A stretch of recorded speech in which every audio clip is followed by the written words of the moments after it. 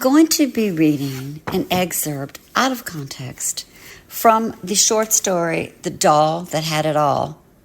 And this short story is featured in the What If Anthology, edition 4 of the Halloween edition of the Golden Box Books publishers. Now, some women will turn to drastic beauty treatments, plastic surgery, Botox, wrinkle creams, whatever it takes to regain their youth. But Gemma decided to dabble in dark magic. And without knowing or doing much research, she wasn't aware of the results. So I'm going to be reading just the snippet from the spell. Gemma's pulse raced with anticipation and nervousness set in as she closed the blinds in the office and set all the necessary items on the desk. Stripping out of her clothes and being naked wasn't something she intended the neighbors to see. She imagined what they would think if they got a glimpse of her unusual antics.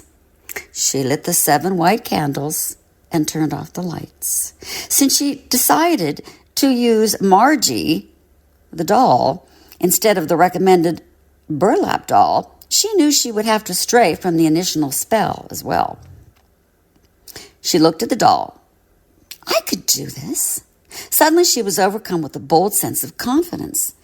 It was uncanny how she knew how to make substitutions so well. Maybe I was some sort of witch in a past life. With trembling hands, she spread out the fragile tissue paper on the cold, bare floor. The dim candlelight flickered ominously as she laid Margie's lifeless form upon it, her pale skin almost translucent in the eerie glow. Slowly, she took the permanent marker, its tip dragging heavily, tracing the outline of her body with painstaking precision, the ink soaking into the paper like blood seeping onto the floor. Once the outline was complete, she cut it out with deliberate care, each snip of the scissors echoing in the stillness, sharp and final.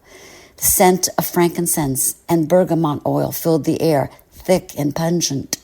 As she applied a thin layer to the cutout, the oil glistening ominously under the dim light of the room, she pressed the oiled paper firmly against Margie's body, feeling the coldness of her own skin seep through the fragile barrier. Her breath caught as she pressed down harder, ensuring that every inch of the paper clung to the doll, absorbing her very essence.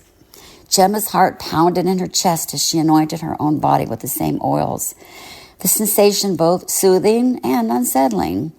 With a deep breath, she peeled the tissue paper away from Margie and rubbed it over her own skin, feeling an inexplicable connection with the oils transferring from the doll to Gemma, binding them in this dark ritual. The twine felt rough and coarse in her hands as she wrapped it tightly around the doll's body, each loop tightening the bond between both of them. With a shudder, Gemma secured a piece around her wrist, the final link in the sinister chain. The twine bit into her skin, a reminder of the conduit now established between them. The room seemed to grow colder, shadows creeping closer as Gemma closed her eyes. The air hummed with an otherworldly energy, the anticipation almost unbearable. She could feel the weight of the ritual pressing down on her as she prepared to recite the chant, her voice quivering on the edge of darkness. By the shadows and the night's cold air, I claim the beauty you once did wear. Let it flow from your flesh to mine with a binding force dark and divine. No longer shall you hold this grace, for I shall take it in its place.